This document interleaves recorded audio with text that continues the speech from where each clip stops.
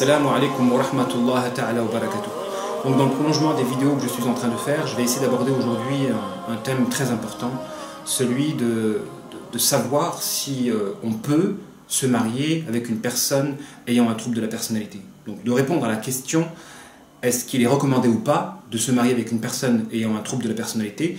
Et lorsque l'on se rend compte qu'une personne, enfin que notre époux, que notre épouse a vérifié les caractéristiques d'une personne ayant un trouble de la personnalité, est-ce qu'on peut rester avec cette dernière ou est-ce que le divorce est recommandé? Donc je vais essayer de répondre à cette question dans cette vidéo-là. Donc c'est une vidéo qui est très importante puisque je reçois énormément de mails à l'endroit de mon époux est un pervers narcissique parce qu'il vérifie les caractéristiques du pervers narcissique, etc., etc. Donc je vais profiter de cette vidéo-là pour essayer de répondre de manière groupée à toutes ces personnes qui se posent des questions sur est-ce qu'il faut divorcer ou pas lorsque mon époux vérifie les caractéristiques du pervers narcissique. Mais avant de rentrer dans le vif du sujet, j'aimerais revenir sur la vidéo que j'ai postée dernièrement, à savoir celle qui traite des parents toxiques. Parce qu'il y a une différence à opérer entre un parent qui volontairement cherche la destruction de ses enfants et le parent qui involontairement les détruit. Parce qu'il est vrai que Shaitan peut exploiter l'ignorance du parent et son impuissance à gérer certaines situations pour le mener à détruire ses propres enfants. Et dans la majorité des cas, c'est vrai, les parents sont toxiques lorsqu'ils sont menés malgré eux à une situation où ils vont privilégier leur confort sur l'équilibre de leurs propres enfants jusqu'à les détruire, donc des conséquences de leur impuissance. Donc c'est lié à une impuissance, donc c'est involontaire. S'ils pouvaient se soigner eux-mêmes et soigner leurs enfants, ils le feraient. Mais comme ils sont dans une impasse, l'impasse de choisir entre leur bonheur et celui de leurs enfants, on peut essayer d'adoucir leur portrait dans le sens où la destruction n'est pas voulue. Ce n'est pas une destruction voulue de leurs enfants. Ils se situent en réalité dans une impasse. Cela étant, lorsque Shaitan parvient à nous mener à une impasse, c'est que notre profil était disposé à se faire avoir et en cela nous sommes condamnables. Donc j'aimerais faire une différence entre le parent qui volontairement cherche à détruire son enfant et celui qui involontairement, des conséquences de l'ignorance de son propre profil, l'ignorance du schéma satanique, le Shaitan il veut mener justement le parent à une situation précise dans laquelle justement ce dernier sera confronté à une impasse qui le mènera malgré lui à sacrifier le bonheur de ses propres enfants, et aussi l'impuissance à gérer certaines situations, puisqu'il faut croire que Shaitan connaît le profil de certaines personnes mieux que ces personnes ne se connaissent eux-mêmes. Donc ça, c'est une chose. Je voulais aussi rajouter que les parents sont toxiques, pas uniquement à l'endroit du dérèglement mental ou des maladies physiques. J'ai parlé, c'est vrai, dans la dernière vidéo, du fait que certains parents pouvaient être toxiques et cette toxicité pouvait se traduire donc chez les enfants par un dérèglement mental et éventuellement des maladies physiques comme la fibromyalgie ou la fatigue chronique. Mais il existe des parents toxiques dont la toxicité se manifeste à l'endroit de la spiritualité. Vous avez des parents qui peuvent relayer la négativité, c'est-à-dire que quand un parent ne pratique pas correctement l'alliance et le désaveu, c'est-à-dire qu'il va fermer les yeux sur la négativité de tel membre, de par cette action-là, il peut absorber la négativité de ce membre-là et la distribuer chez un autre membre qui, lui, n'accomplit pas spécialement d'actes susceptibles de provoquer de la négativité. Donc, un parent toxique peut être aussi un parent toxique dans le sens où il peut relayer la négativité. Et donc, vous avez des enfants qui ont des pulsions liées à leurs parents. Vous avez des pulsions maléfiques liées à leurs parents. Et quand on regarde certains foyers, et quand on voit que le foyer est détruit, que vous avez des enfants, un qui est parti à droite, l'autre qui est parti à gauche, etc., dans la perversion, dans les péchés capitaux, etc., il faut se dire qu'il y a un problème à l'endroit des parents. Très souvent, quand vous avez des enfants qui se pervertissent, et le point commun entre tous les enfants, ce sont les parents, le foyer dans lequel il évolue. Et très généralement, lorsque on éloigne l'enfant de son contexte familial, il arrive justement à se ranger, à se parfaire, à se réformer spirituellement. Donc, il est important de signaler que le parent peut être toxique à l'endroit. La toxicité du parent peut se manifester à l'endroit de la santé physique, comme de la santé mentale, comme de la santé du cœur et de l'âme, donc la santé spirituelle. Pour rentrer dans le vif du sujet, parce que l'objet de cette vidéo-là, c'était de parler de la perversité narcissique à l'endroit du couple, ou d'une manière générale du fait que notre conjoint ou notre conjointe peut vérifier les caractéristiques d'une personne ayant un trouble de la personnalité. Qu'est-ce que l'on doit faire dans ce cas de figure-là? Je reçois énormément de mails de personnes qui se plaignent d'avoir un époux ou une épouse vérifiant les caractéristiques d'une personne ayant un trouble de la personnalité. Bon, très généralement, c'est le profil de la perversité narcissique. J'aimerais souligner un principe qui est fondamental, le fait que dans l'islam, il est interdit de juger à tort. C'est un péché très grave que de juger à tort. Juger en soi, en tout cas tout ce qui relève de l'intériorité, est un droit réservé à la divinité, à l'unique divinité. C'est Allah subhanahu wa ta'ala qui juge. Lorsque l'être humain juge, il doit le faire en se basant sur des faits. Il doit le faire en apportant des arguments et des preuves. À partir du moment où c'est une appréciation personnelle par laquelle on émet un jugement, on risque de s'approprier un droit qui est réservé à l'unique divinité et de fauter en accusant quelqu'un à tort. Et quiconque accuse quelqu'un à tort voit son accusation revenir vers lui. Et c'est pourquoi dans un hadith rapporté par Bukhari, notre prophète alayhi salatu wassalam a dit qu'à chaque fois qu'une personne accuse à tort un croyant de mécréance et que cette accusation ne se vérifie pas, alors elle revient vers lui. C'est-à-dire que c'est lui qui devient mécréant. Traiter quelqu'un de mécréant quand la personne n'est pas réellement mécréant, alors cette mécréance, cette accusation revient vers soi. Donc l'accusation à tort est un péché très très grave. Et c'est pourquoi j'aimerais que toutes les personnes qui pensent que leur conjoint ou que leur conjointe vérifie les caractéristiques de la perversité narcissique se remettent en question. Se remettent en question. Parce qu'il y a une différence à faire entre une personne ayant un trouble de la personnalité constant et une personne ayant un trouble de la personnalité circonstancielle. Parce que vous avez des personnes qui ont des valeurs innées. D'autres acquièrent certaines valeurs. Comme vous pouvez avoir des personnes ayant des défauts innés, comme d'autres peuvent acquérir, de par leurs mauvaises actions, ces défauts-là. Donc, il y a une nuance à opérer, il y a une différence à faire entre une personne ayant un trouble de la personnalité intrinsèque et une personne l'ayant acquis par de la laideur comportementale. Parce que accuser une personne d'ayant un trouble de la personnalité, surtout la perversité narcissique, c'est quelque chose de très très grave. Attention, quand on parle de perversité narcissique, on parle d'hypocrisie. Et c'est la laideur la plus abjecte qui soit, l'hypocrisie. Donc ça, c'est important. Donc j'aimerais m'attarder maintenant sur la différence qu'il faut opérer entre un trouble de la personnalité constant et un trouble de la personnalité circonstancielle. Parce qu'on peut avoir des tendances à l'isolement, à l'égocentrisme selon certaines circonstances. On peut, à cause d'une laideur spirituelle, avoir de l'orgueil ou de la jalousie. Mais tant que c'est circonstanciel et qu'on se bat pour chasser cette négativité-là et ces laideurs, alors on ne peut pas s'habiller par les caractéristiques de la personne qui vérifie justement ce défaut. On ne peut pas dire d'un tel il est orgueilleux parce qu'il a été orgueilleux une fraction de seconde.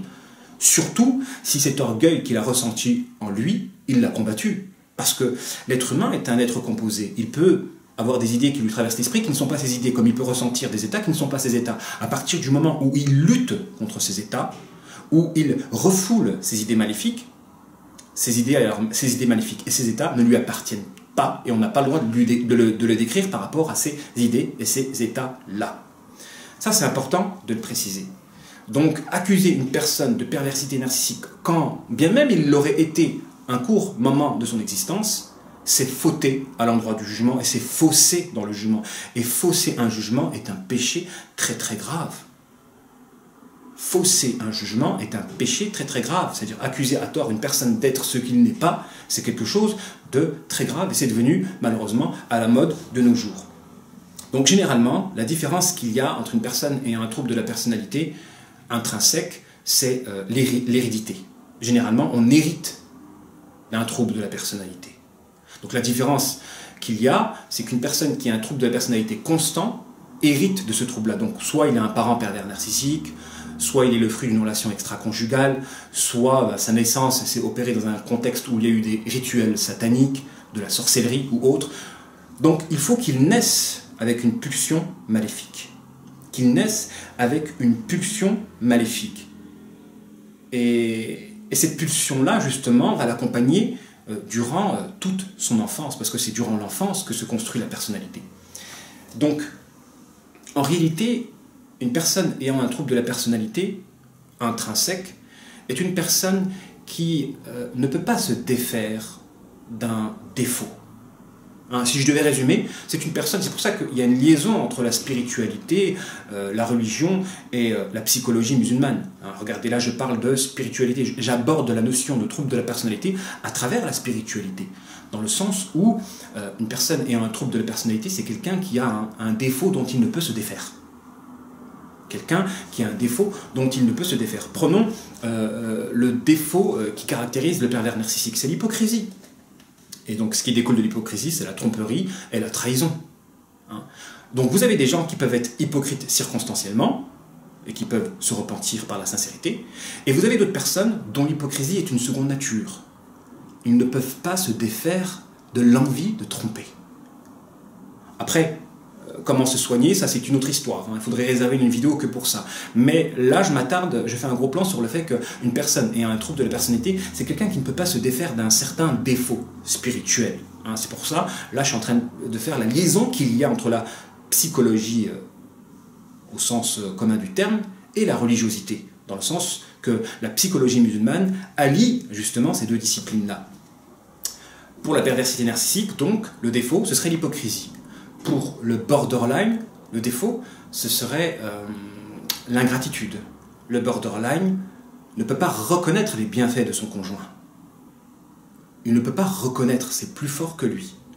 Vous avez aussi le défaut de l'orgueil. Donc le défaut de l'orgueil, c'est une personne qui ne peut pas reconnaître ses méfaits à lui, donc qui n'est pas humble, qui ne peut pas reconnaître ses méfaits. Vous avez aussi le défaut de la jalousie. Certaines personnes souffrent de voir autrui dans le bonheur, ou se réjouissent de voir autrui dans le malheur. Et généralement, les deux défauts-là, que sont l'orgueil et la jalousie, sont des défauts qui caractérisent la nature démoniaque. Quand vous avez une personne qui refuse d'admettre la vérité, et qui refuse de reconnaître ses torts, et qui plus est, souffre de vous voir heureux, et éprouve de la réjouissance à vous voir dans le malheur, là, vous avez la caractéristique d'une personne qui vérifie l'identité démoniaque.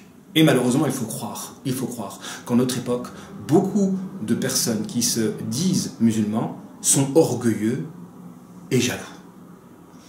Vous avez aussi le défaut du manque d'empathie, qui caractérise les sociopathes. Manque d'empathie, de miséricorde, de conscience et de considération de l'autre dans le fait qu'il a une existence propre et qu'il a des droits. Quand vous avez une personne qui agit en vous déconsidérant, en vous amputant de vos droits, de votre existence propre, il agit comme si vous n'existez pas, comme si vous n'avez pas de droits, donc il n'a pas d'empathie par rapport à ce que vous pouvez ressentir. En réalité, une personne qui vérifie ces caractéristiques-là serait frappée par le trouble de la personnalité sociopathe. Donc un sociopathe, justement, c'est une personne qui agit en vous déconsidérant à l'endroit du fait que vous pouvez avoir des droits. Hein. Et là, on pourrait apporter la lumière, en tout cas, sur le fait que beaucoup de personnes des sociétés maghrébines, en tout cas, je ne vais pas dire pays musulmans, parce que moi je ne vois pas d'islam dans les pays du Maghreb, dans le sens où un État musulman est un État qui doit juger selon les lois d'Allah subhanahu wa ta'ala et qui doit avoir à sa tête une personne fière et jaloux pour sa religion et donc qui travaille à élever la religion d'Allah subhanahu wa ta'ala, ce qui n'est pas le cas pour tous les pays soi-disant entre guillemets musulmans, mais ils sont musulmans que par sa population, pas à l'endroit des caractéristiques de l'identité d'un État islamique. Donc je ne considère pas ces États comme des pays musulmans là, mais il faut croire que la sociopathie caractérise ces sociétés maghrébines, à la différence des sociétés occidentales où on peut trouver chez ces non-musulmans ce respect, cette conscience que l'autre a des droits et possède des droits, cet agissement en fonction de l'autre. Alors imaginez, et ça c'est un défaut qui est très très très grave, attention, hein. Le défaut de manquer d'empathie, c'est un défaut très très très grave. Imaginez, vous habitez et votre voisin manque d'empathie. Donc il agit en vous déconsidérant, c'est-à-dire qu'il va vous déranger à l'endroit de vos droits, le droit à la tranquillité, le droit à vous reposer, le droit à être libre au sein de votre propre foyer, Donc quand vous avez un voisin qui ne vous respecte pas à l'endroit de votre être, un être qui a le droit justement de jouir d'une liberté, donc qui possède certains droits. Quand vous avez des voisins qui sont comme ça, c'est un châtiment que de vivre proche d'eux. Alors, ne parlons pas d'une personne qui vit avec un conjoint sociopathe, qui agit en vous déconsidérant, comme si vous n'existiez pas. C'est horrible. Le châtiment serait terrible. Donc, vivre avec une personne ayant un trouble de la personnalité, ce n'est pas faisable. Et c'est l'une des raisons qui explique le pourquoi de ces nombreux divorces en notre époque. Vous avez beaucoup de gens qui analysent le pourquoi des divorces à notre époque. Mais en réalité, la raison principale qui explique les divorces, c'est qu'on vit une époque où il y a énormément de personnes qui vérifient les caractéristiques de personnes ayant des troubles de la personnalité. Et avec une personne ayant un trouble de la personnalité, on ne peut pas vivre dans la béatitude. On cherche à se marier pour combler un besoin, pour vivre dans la sérénité, la tranquillité, le bonheur. On recherche le bonheur à travers le mariage. Quand vous vous mariez avec une personne ayant un trouble de la personnalité, ce n'est pas le bonheur que vous allez vivre. Ce n'est pas le bonheur, au contraire, c'est que des problèmes, puisqu'une personne ayant un trouble de la personnalité est instable. Instable à cause d'un défaut intrinsèque. Donc des conséquences de ce défaut-là, vous allez vivre l'instabilité, et c'est le contraire de ce qui est souhaité par le mariage. Par le mariage, en réalité, on veut la tranquillité et le bonheur. Donc, en réalité, c'est normal qu'il y ait beaucoup de divorces de nos jours. Pourquoi? Parce qu'il y a beaucoup de personnes ayant des troubles de la personnalité.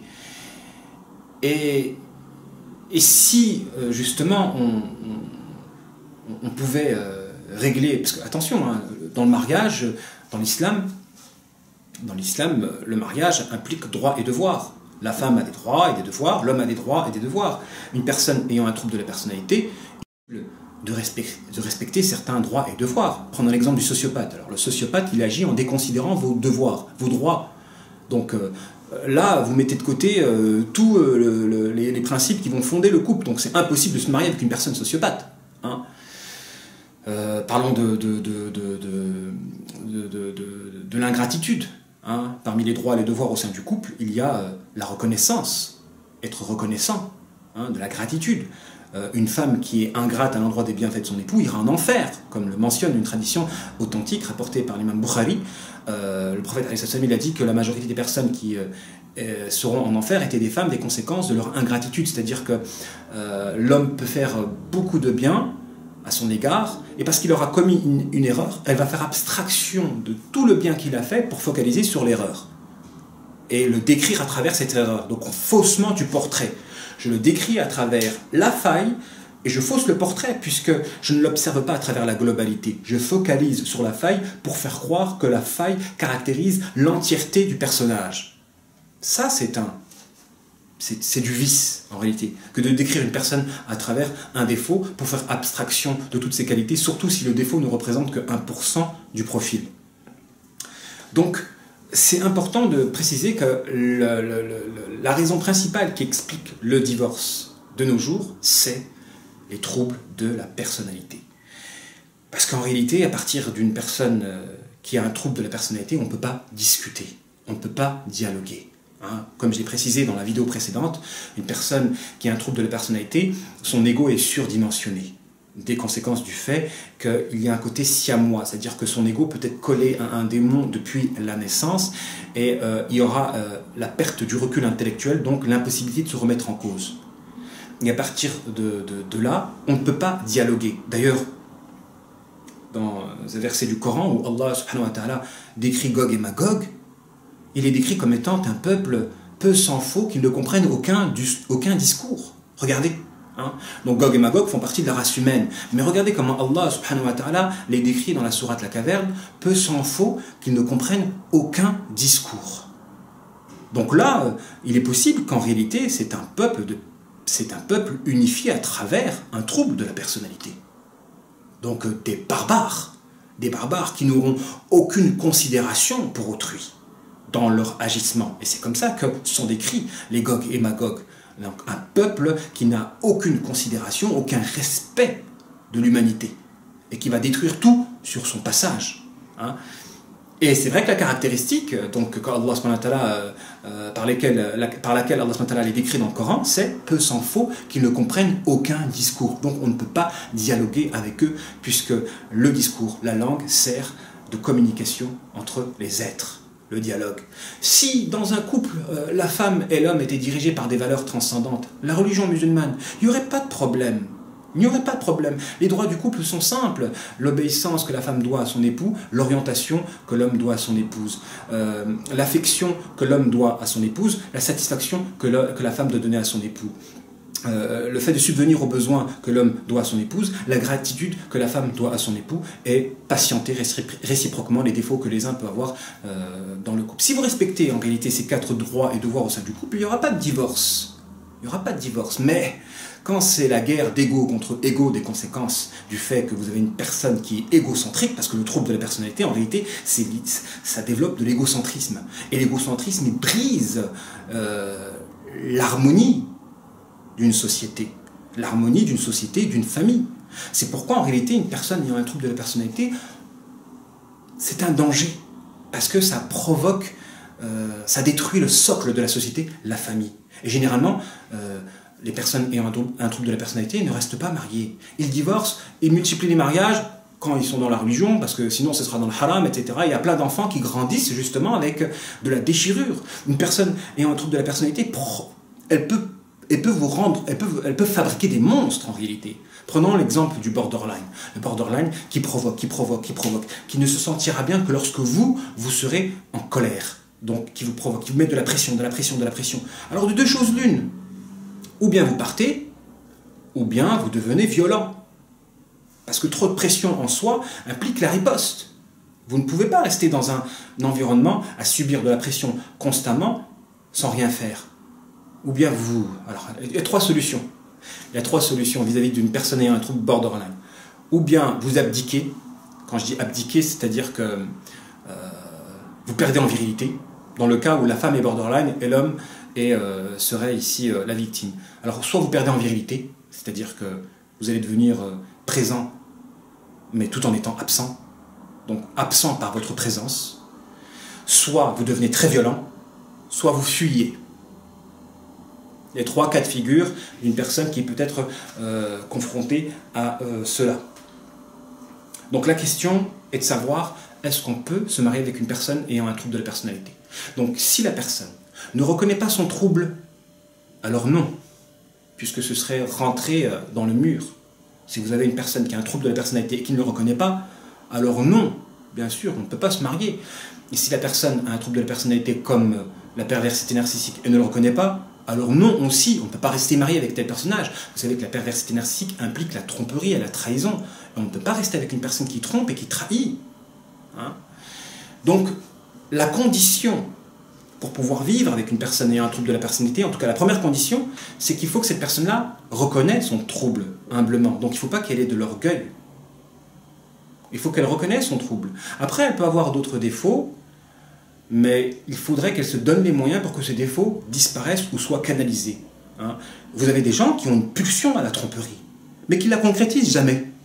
Ils ont envie de tromper, mais ils ne la concrétisent jamais. Hein. À partir du moment où ils ne la concrétisent pas, et qu'ils ne la concrétisent jamais, ça peut s'assimiler à de la piété, mais pas tout le monde peut accepter de vivre avec une personne qui a une pulsion à la tromperie. Il y a des gens, ils ne veulent pas accepter justement de vivre avec une personne ayant une pulsion à la tromperie.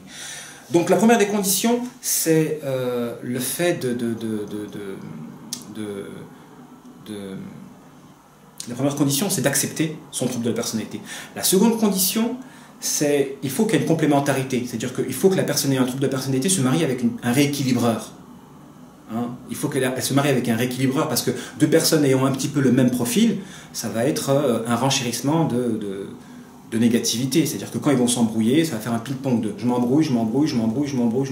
Il faut qu'il y ait un qui rééquilibre en réalité. Hein, il y a beaucoup de couples dont l'un a un trouble de la personnalité, mais l'autre est un suiveur, un profil suiveur. Donc il ne peut pas rééquilibrer l'autre. Du coup, c'est des problèmes. Donc dans ce cas-là, c'est en fonction de votre patience et votre capacité à patienter. Hein. Donc dans ce cas de figure, c'est en fonction de votre patience et de votre capacité donc à gérer une telle situation-là. Mais l'idéal aurait été qu'il y ait une complémentarité dans les profils, un rééquilibreur avec une personne ayant un trouble de la personnalité qui reconnaît son profil.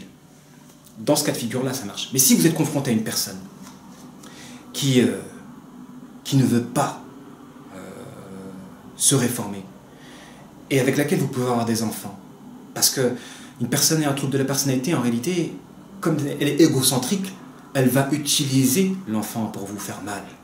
Elle peut utiliser les enfants pour vous faire mal. Et c'est ça, en réalité, de la perversité narcissique à l'endroit de l'enfant. Lorsqu'on utilise l'enfant comme un objet pour pouvoir agripper, d'ailleurs, il faut se méfier des personnes qui veulent vous faire des enfants directement. Ça s'appelle le viol féminin. Un enfant, ça se fait à deux, ça ne se fait pas tout seul. Donc quand vous avez une femme qui veut un enfant directement, qui veut utiliser ses enfants pour que vous restiez avec elle, ou vice-versa, un homme qui veut utiliser des enfants pour que vous restiez avec lui, là, en fait, on a des personnes qui sont égoïstes, égocentriques, qui dévalorisent et déconsidèrent l'enfant. L'enfant, c'est une personne à part entière, il a des droits.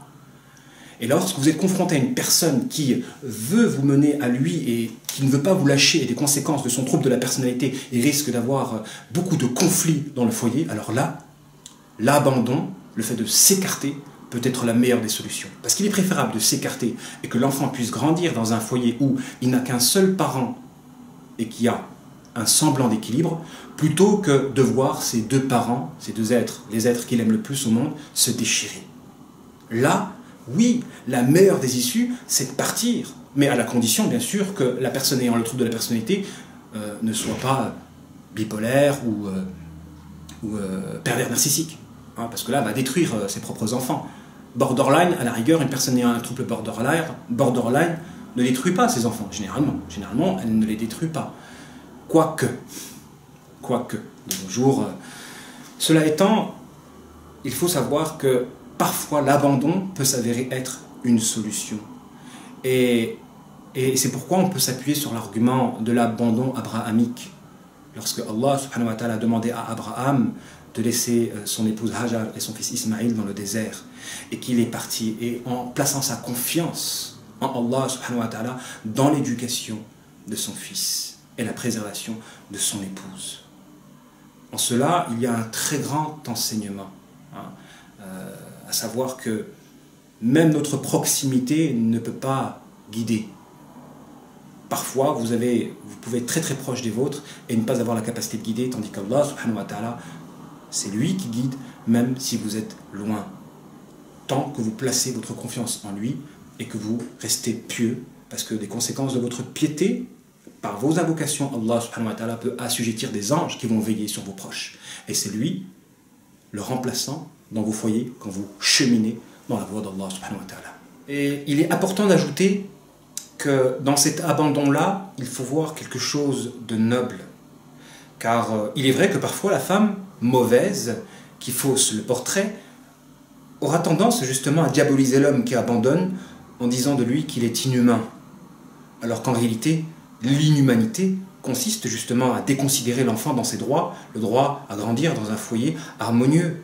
Donc en réalité, quand l'homme abandonne sa famille, parce qu'il ne veut pas justement que son enfant grandisse dans un foyer où ses deux parents se déchirent, il faut voir derrière cela de l'altruisme, le fait de penser à l'intérêt de l'enfant avant de penser à soi, quand la proximité avec l'épouse n'a d'autre issue que la collision, la violence. Hein, quand vous avez face à vous une personne avec laquelle nous ne pouvons pas dialoguer et qui vous provoque jusqu'à vous faire descendre au niveau de la bassesse, parce que l'objectif d'une personne troublée dans la personnalité, qui est borderline plus est, c'est la provocation, vous provoquez jusqu'à ce que vous puissiez devenir être violent et qu'ensuite on vous montre du doigt. À l'exemple de l'État d'Israël avec la bande de Gaza, on les provoque, ils n'ont plus d'autre alternative que de commettre des attentats, ensuite on les montre du doigt, ce sont des terroristes. Donc attention à la ruse démoniaque, celle qui pousse à provoquer une personne jusqu'à ce que cette personne se transforme en quelque sorte en monstre et qu'ensuite on dise, ben voilà, c'est un monstre. Il faut comprendre le contexte qui a poussé une personne à descendre dans la bassesse. C'est pourquoi, en réalité, la sagesse consiste à ne pas tomber dans ce piège et de s'écarter par altruisme, en pensant à l'intérêt de l'enfant et même de la personne borderline. Parce que quand elle n'a plus de victime, elle guérit elle-même. Parce que certaines personnes, c'est une seconde nature que de provoquer. Et il y a des gens, ils aiment provoquer, ils aiment la violence, indépendamment de leur propre volonté. Ils aiment lorsque leurs époux deviennent violents à leur égard. Quand tout est normal, ça pose problème.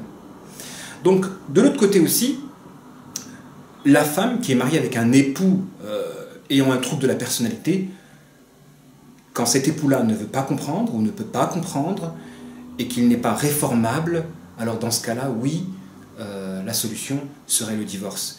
Qu'elle garde les enfants et qu'elle divorce d'un époux pour pouvoir préserver les enfants. Alors je précise bien quand l'époux n'est pas réformable. Il y a une solution, une autre solution, c'est de vivre dans la distance. C'est-à-dire de ne pas être trop proche, parce que la proximité constante peut justement faire réveiller cette négativité-là qui fait que les deux parents vont rentrer en guerre. Bien sûr, l'idéal aurait été de vivre en harmonie, loin d'un environnement de collision, de guerre et de rivalité.